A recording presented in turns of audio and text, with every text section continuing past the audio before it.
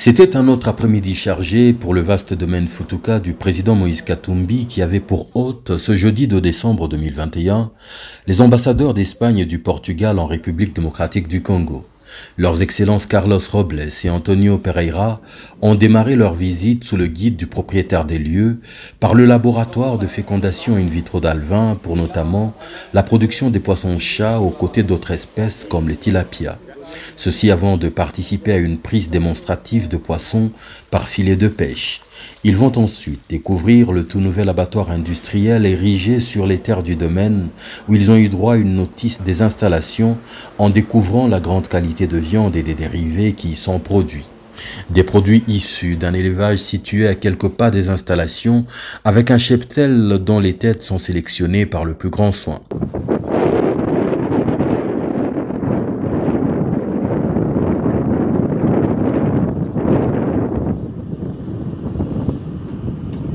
Parce que Futuka, c'est surtout un des plus grands champs de maïs en Afrique, les hôtes du président Katumbi ont eu droit à une séance de semences en plein déroulement à l'aide d'une technologie de pointe.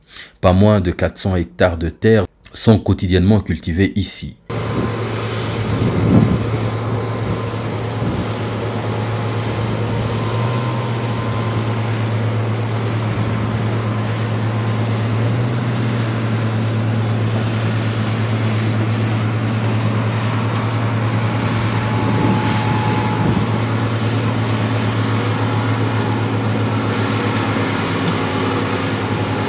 Suivront un petit détour par le garage de la plantation où d'imposants tracteurs se reposent avant de passer à l'œuvre le moment venu. Le bolide à côté duquel, par exemple, le propriétaire des lieux pose, sait vous terrasser 100 hectares par jour. Les imposants silos de stockage de maïs ainsi que la technologie de pointe qui permet le dispatch de la production n'ont pas échappé à l'attention des visiteurs.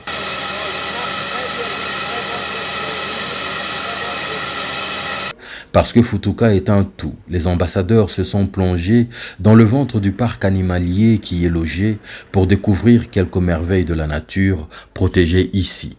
La visite s'étendra par la suite à la Katumbi Football Academy, sa chapelle, les nouveaux appartements d'entraîneurs, les salles de classe, le potager d'élèves footballeurs, surpris eux-mêmes en pleine séance, la salle de musculation, la salle de briefing avec projection vidéo, le réfectoire, les dortoirs ont été attentivement scrutés par les visiteurs qui mettront un terme à leur après-midi par la minoterie Machamba où le maïs en provenance de la ferme subit sa transformation finale. Tour à tour, l'ambassadeur du Portugal en RDC et celui d'Espagne livreront leurs avis. Une énorme satisfaction, une énorme surprise et voilà, j'ai beaucoup appris. Une journée très très bien remplie. Je ne m'attendais pas ni à la diversité du projet, ni à l'ampleur du projet, ni à la qualité du projet. J'ai été absolument dépassé sur tous ces fronts. Parce que c'est effectivement quelque chose qui impressionne. À partir de l'académie de football, tous les soins qui sont mis au service, disons, des jeunes praticiens de football, enfin, pour qu'ils se sentent bien, pour que voilà, tout aille à l'encontre de la solidité de leur formation et aussi de leur bonheur personnel. C'est très joli tout ça, donc j'imagine que ce ne sera pas très difficile de s'y sentir bien. Alors sur le plan industriel, là, où nous sommes, ici à la minoterie, c'est impressionnant aussi, donc c'est une autre dimension.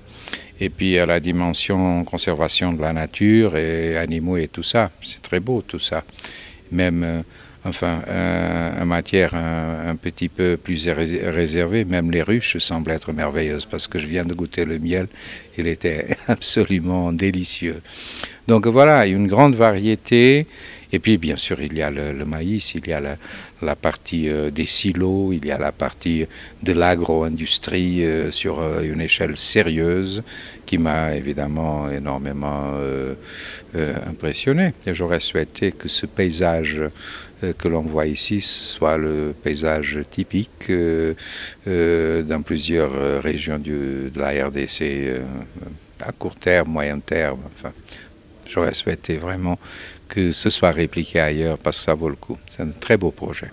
C'est une visite qui nous a permis de connaître mieux le pays. Au fond, c'est le pays qu'on devrait voir un peu partout, un pays industrialisé, un pays qui investit avec ses propres moyens et qui produit des choses qui sont utiles, qu'on peut ou bien consommer ici ou bien exporter. Et c'est ce que, quand on vient d'ailleurs, on se demande mais pourquoi ça n'existait pas dans d'autres régions. Et je pense que c'est la démonstration de qu'est-ce que peut faire le travail des Congolais. Il n'y a aucune raison pour que d'autres entrepreneurs fassent des choses pareilles dans les côtés agricoles ou dans d'autres côtés, dans le tourisme, la pêche. Enfin, c'est une démonstration de ce que peut faire l'effort et l'intelligence d'un groupe de Congolais. C'est parce qu'évidemment, ce n'est pas lui seulement, c'est aussi un groupe de collaborateurs qui travaille évidemment bien et qui est capable de faire des produits qui sont bon marché et donc achetables par tout le monde. Je pense que ce qu'on a vu, c'est la démonstration, finalement, je me répète peut-être, de ce qu'on pourrait avoir dans le reste du pays.